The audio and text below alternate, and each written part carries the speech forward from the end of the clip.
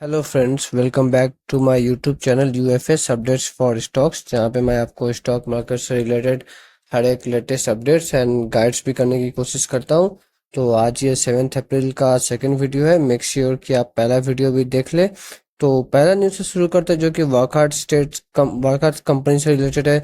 तो ये एक फार्मास्यूटिकल कंपनी जो कि अपना यूएस बिजनेस को जो है क्विट करने वाली है। ओके, क्यों? क्योंकि टैरिफ का बर्डन जो इन पे आएगा, तो उस वजह से वो यूएस का जो बिजनेस है उन्हें क्विट करने वाली है ये कंपनी।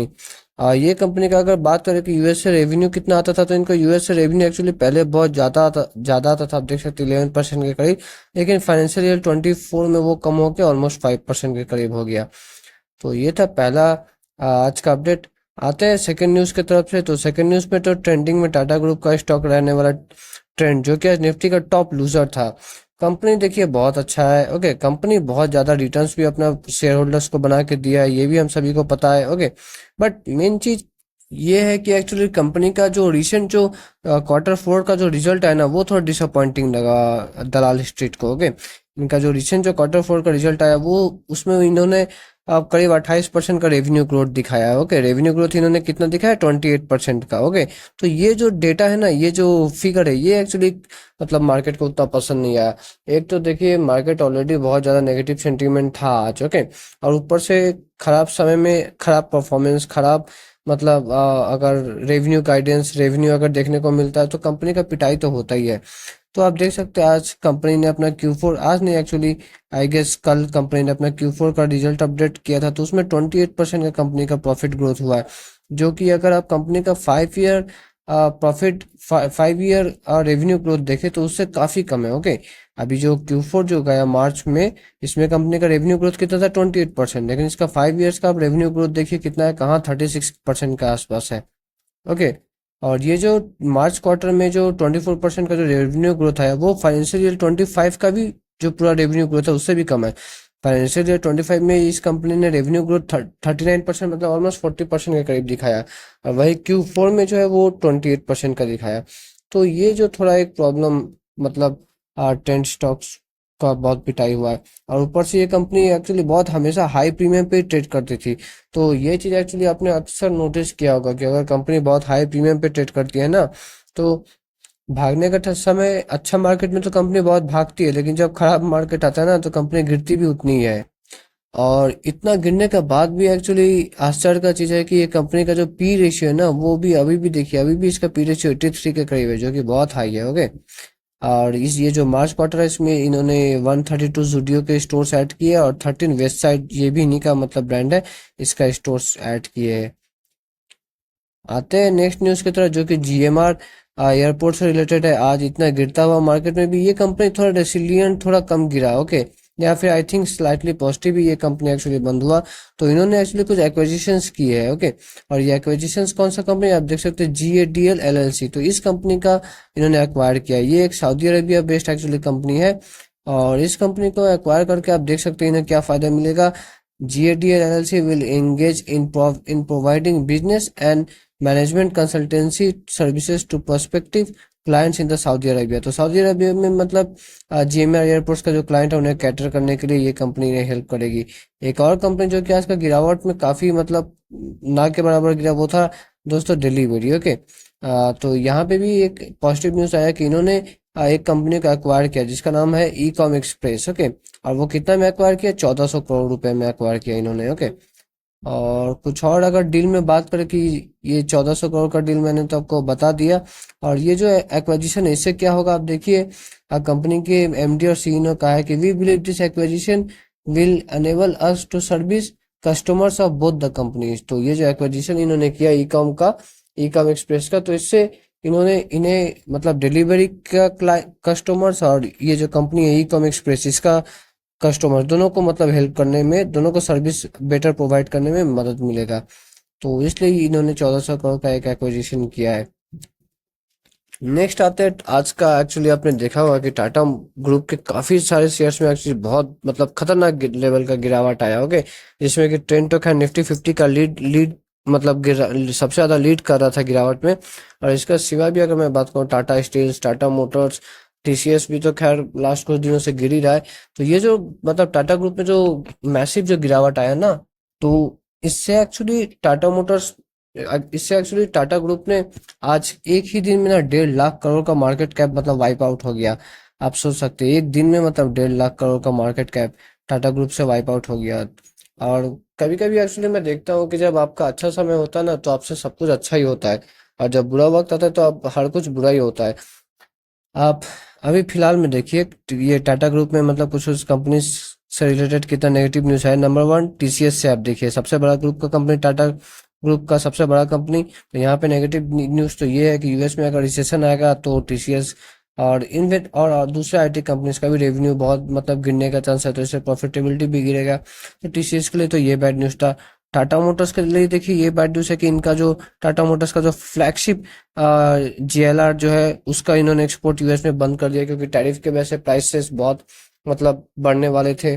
सेकंड, ये तो सेकंड हो गया। थर्ड, आप देखिए टाटा ग्रुप में एक और क्या चीज हुआ है कि टाटा स्टील, ओके, यहाँ पे भी काफी मतलब ब्रूटल गिरावट आया है। ये भी गिरावट इसलिए है क्योंकि ट्रम्प ने जो है पूरा वर्ल्ड में मतलब मेटल्स पे 25% का टैक्स लगा दिया। अब इससे डर ये है कि चाइना कहीं अपना सारा मतलब मेटल्स इंडिया में डंपिंग ना करने लगे कम दाम पे, तो इससे हमें domestic players like Hindalco, JSW steel, Tata steel, ये सबको हर्ट होगा। इसलिए आज मेटल सेक्टर बहुत गिरा था। तो टाटा स्टील के लिए ये गिरावट का एक रीजन था। और फोर्थ जो रीजन मैं बोलूँगा, फोर्थ कंपनी, वो एक्चुअली वो एक्चुअली ट्रेंड खुद है। ओके, तो ट्रेंड के लिए तो मैंने बता दिया कि ट्रेंड का गिरने का क्या रीजन था। ये उन्होंने इनका मतलब क्वार्टर 4 का रिजल्ट थोड़ा वीक आया है। तो ये मतलब एक चीज मैं टाटा ग्रुप में मतलब अभी ऑब्जर्व किया कि इनके बहुत सारे कंपनीज का एक्चुअली मैं कहूँगा कि मतलब बैड लक या बैड न्यूज से रिलेटेड है। तो ये टाटा मोटर्स के बारे में है। ओके, यहाँ पे टाटा मोटर्स का जीएलआर इन्होंने एक्चुअली यूएस में एक्सपोर्ट करना बंद कर दिया है। और टाटा ग्रुप्स के आसपास आज मॉर्निंग सेशन में 19% तक भी कुछ कुछ शेयर गिरे थे, जैसे कि ट्रेंड का बात हो रहा है एक्चुअली। और ये जो मैंने आपको बताया कि ये जो गिरावट आया, इससे ऑलमोस्ट 1.5 लाख करोड़ रुपया का मतलब मार्केट कैप टाटा ग्रुप का कम हो गया, वाइप आउट हो गया। ये तो सिर्फ टॉप 11 कंपनीज का, इसके बाद भी और भी बहुत सारे कंपनी तो है टाटा ग्रुप के। और एक्चुअली लास्ट अगर कुछ साल के बात करूँ तो इन्होंने मार्केट का आउट परफॉर्म भी किया है। ये भी एक बात है कि लास्ट कुछ साल में टाटा ग्रुप ने एक्चुअली बहुत अच्छा परफॉर्मेंस दिया है। और ओके, तो ये एक्चुअली वही यूके बेस्ड मतलब जीएलआर का बात हो रहा है, जिसका कि एक्सपोर्ट अभी टाटा मोटर्स ने बंद कर दिया यूएस में। नेक्स्ट आते हैं दोस्तों, डॉक्टर रेड्डी से रिलेटेड एक न्यूज़ है कि इन्हें भी यहाँ पे भी आज शेयर में अच्छा खासा गिरावट देखने को मिला है, क्योंकि इन्हें एक शो कॉस्ट नोटिस मिला है जो कि ऑलमोस्ट 2400 करोड़ का है। आईटी डिपार्टमेंट की तरफ से इन्हें शो कॉस्ट नोटिस नोटिस मिला है जो कि 2400 करोड़ रुपया के ऑलमोस्ट है।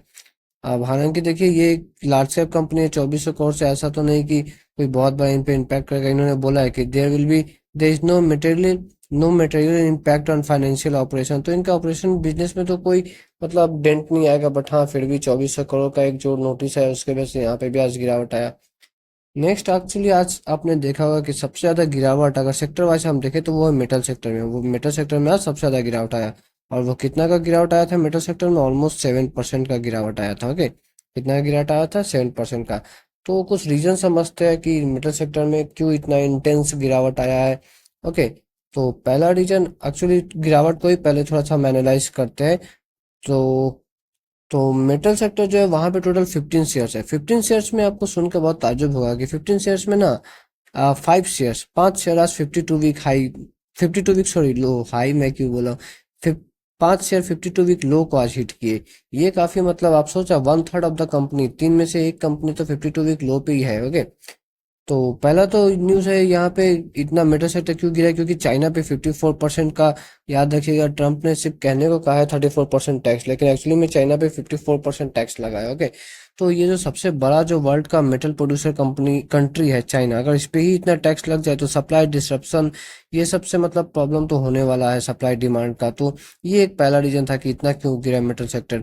सेकंड जो रीजन है, क्योंकि देखिए अब यूएस में तो खैर अब रिसेशन आने के चांस है, इन्फ्लेशन बहुत बढ़ने के चांस है ही। तो इससे जब भी मतलब रिसेशन आता है, ओके, तो ऐसे में दो सेक्टर सबसे ज्यादा प्रभावित होते हैं, वो है ऑयल सेक्टर और सेकंड में ही मेटल सेक्टर है।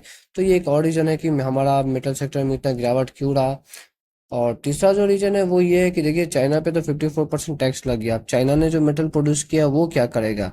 वो थोड़ी बर्बाद करेगा। चाइना क्या करेगा? चाइना दूसरे दूसरे कंट्रीज में मतलब उन्हें जो भी दाम मिले, जितना भी कम मिले, वो उसी दाम पे बेच के मतलब बेचने की कोशिश करेंगे, तो इससे डोमेस्टिक प्लेयर्स हर्ट होंगे। ओके, तो मैंने आपको एक्चुअली बताया भी था पहले, तो इसीलिए जो है मेटल सेक्टर में काफ़ी तगड़ा मतलब गिरावट देखने को मिला है। नेक्स्ट आता है जोमेटो शेयर पे। तो ये एक्चुअली एक्चुअली मॉर्निंग सेशन में ऐसा हुआ था कि ये शेयर ऑलमोस्ट 10% गिरा था, but by end of the day यहाँ पे भी एक रिकवरी हमें देखने को मिला। पूरा मार्केट में ही एंड ऑफ द डे में रिकवरी हुआ था। तो इनका जो सीओ है, ओके, चीफ ऑपरेटिंग ऑफिसर, तो इन्होंने एक्चुअली रिजाइन कर दिया है। आप रिजाइन करने का अगर रीजन भी थोड़ा हम समझते हैं, तो रिजाइन करने का देखिए रीजन इनका अपना पर्सनल है। ओके, इन्हें और बेटर अपॉर्चुनिटी एंड पैशंस के लिए फॉलो करना है, तो इसलिए इन्होंने रिजाइन किया।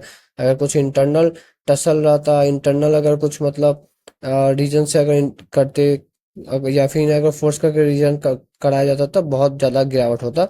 बट नहीं, ये अपने मन से रिजाइन किए, तो ये कोई बड़ा बात नहीं है एक्चुअली। नेक्स्ट एक और खतरनाक न्यूज़ है, वो जो कि आज ही शाम को, अभी मैं वीडियो बना रहा हूँ इससे 1-2 घंटा पहले ही आया।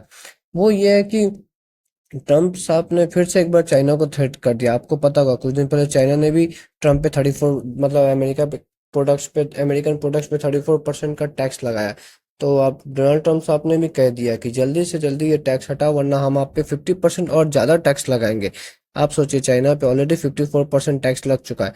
अब ट्रम्प साहब कह रहे हैं कि 54% और ज़्यादा लगाएंगे, मतलब चाइना पे आप अगर ओवरऑल टैक्स देखना तो 100% से ज़्यादा हो जाएगा। तो ये मतलब धमकी दे रहे या क्या कर रहे, रियल में कर रहे, देखते हैं, वो तो समय बताएगा। आप यहाँ पे देख सकते हैं, ट्रम्प ने अपना ही जो उनका एक्चुअली खुद का एक सोशल मीडिया प्लेटफॉर्म है, तो उस पे उस ऐप पे एक्चुअली इन्होंने कहा है कि if China doesn't withdraw 34% increase above, तो पहले से तो इनका ये कहना है कि पहले से चाइना ऑलरेडी बहुत टैक्स लगाता था, थोड़ा बहुत 34% टैक्स लगा रहा है। तो अगर आप ये 34% टैक्स ना लगाए, तो हम भी आपके प्रोडक्ट्स पे 50% का एक्स्ट्रा टैक्स लगाएंगे। ओके, वो कितना, 9 अप्रैल से। तो देखते हैं यहाँ पे क्या डेवलपमेंट होता है। ओके, और एक और चीज़ इनका कहना था कि मतलब कुछ दूसरे दूसरे कंट्री से नेगोशिएशंस का मतलब बात चल रहा है। अमेरिकन ऑफिशियल्स और कुछ और भी कंट्री के ऑफिशियल्स आपस में जो है ट्रेड डील के लिए कुछ मतलब नेगोशिएशन से बातचीत करना चाहते हैं। नेक्स्ट एक और न्यूज़ आता है जो कि है दोस्तों, अब पेट्रोल से related. Okay, petrol and diesel पे जो है ड्यूटी, एक्साइज ड्यूटी जो है वो 2-2 रुपया करके बढ़ा दिया गया पर लीटर। ओके, कितना, 2-2 रुपीज़। हालांकि ये हम पे डायरेक्ट इफेक्ट नहीं करेगा, आप देख सकते हैं consumer, okay, not to be hit. ये एक्चुअली कंपनीज पे मे बी इसका इम्पैक्ट आएगा, बट हाँ, हम पे इसका इम्पैक्ट नहीं आएगा। तो फिलहाल के लिए आप थोड़ा खुशी खुशी मनाइए। नेक्स्ट आते हैं हमारे इंडिया का सबसे बड़ा कंपनी जो कि है रिलायंस। सबसे बड़ा ग्रुप टाटा और सबसे बड़ा इंडिविजुअल कंपनी तो रिलायंस। ओके, तो आज रिलायंस ने भी 52 वीक मतलब लो को टच कर दिया। तो ये चीज ही दिखाता है कि मतलब ये गिरावट मतलब कितना ब्रूटल, कितना खतरनाक है, कि जो इंडिया का सबसे बड़ा भी जो कंपनी है वो भी 52 वीक लो को टच कर चुकी है। ओके, और आप देख सकते हैं लास्ट 6 डे में, लास्ट 6 दिन का जो गिरावट हुआ है, उसमें ही जो है रिलायंस ने करीब 2.25 लाख करोड़ का मार्केट कैप वाइप आउट कर दिया रिलायंस ने। तो ये भी काफी मतलब सोचने वाली बात है कि अगर सबसे बड़ा बड़ा कंपनी इतना गिरे, तो बाकी सब कंपनी का क्या होगा, सोचिए। नेक्स्ट जो न्यूज़ निकल के आता है वो इंडियन एक्सपोर्ट टू यूएस से रिलेटेड आता है, जो कि ये कहना है कि टैरिफ के वजह से जो इंडियन प्रोडक्ट्स का जो दाम बढ़ जाएगा, उसके वजह से इंडिया का एक्सपोर्ट यूएस में कितना 6% के करीब तक कम हो जाएगा। ओके, 6%, अब मैं कहूँगा मुझे कोई बहुत ज़्यादा तो नहीं लगता, ये मेरा पर्सनल ओपिनियन है। आपका कुछ और ओपिनियन हो सकता है। तो ये जो बात है, ये किसने कहा है, ये कहा है ग्लोबल ट्रेड रिसर्च इनिशिएटिव ने कहा है। ओके, तो इनका ये मानना है कि इंडिया का जो एक्सपोर्ट है वो ऑलमोस्ट 6.4% के करीब कम हो सकता है यूएस को। और यहाँ पे क्या कौन कौन सा प्रोडक्ट को इन्होंने एक्चुअली सबसे ज्यादा कहा है, तो आप देख सकते हैं, the contraction will be led by a drop in, okay, fish fish crustacean, ये भी वही समुद्री कुछ खाने वाला एक्चुअली होता है। ओके, और आयरन एंड स्टील, इनका मानना है कि यहाँ पे भी बहुत डिक्लाइन देखने को मिलेगा 18% तक। डायमंड गोल्ड रिलेटेड प्रोडक्ट्स में भी हमें 15% तक का गिरावट देखने को मिलेगा। व्हीकल्स ऑटो ऑटो एंसिलरी वाले कंपनी जो व्हीकल पार्ट सप्लाई करते हैं, यहाँ पे भी 12% का गिरावट देखने को मिलेगा। तो ये सब कुछ मतलब ये मतलब मेटल सेक्टर्स है जो कि सबसे ज्यादा हर्ट होने वाले हैं। ओके, हमने पहले भी बहुत बार डिस्कस किया है कि मेटल सेक्टर को बहुत हर्ट होगा। ओके, और लास्ट जो अपडेट आते हैं वो एफआईआई डीआई पे। तो आज तो एक्सपेक्टेड था कि एफआईआई भर भर के बेचेंगे, और वैसा ही उन्होंने बिल्कुल किया। इन्होंने कितना का बेचा, 9,000 करोड़ प्लस, मतलब ऑलमोस्ट 1 बिलियन से ज्यादा का बेचा है। और डीआईए ने खरीदा भी अच्छा खासा। डीआईए ने भी ऑलमोस्ट 1 बिलियन क्या, मैं तो बोलूँ 1.5 बिलियन के करीब डीआईएस ने खरीदा भी है। तो इस वजह से एक्चुअली एफआईआई का जो फिर से एक तगड़ा जो सेटअप शुरू हो गया ना, इस वजह से आज मार्केट में अच्छा हमें गिरावट देखने को मिला। तो इस वीडियो में इतना ही दोस्तों। अगर आपको अच्छा लगा तो make sure you like and subscribe my YouTube channel. तब तक के लिए टाटा बाय बाय।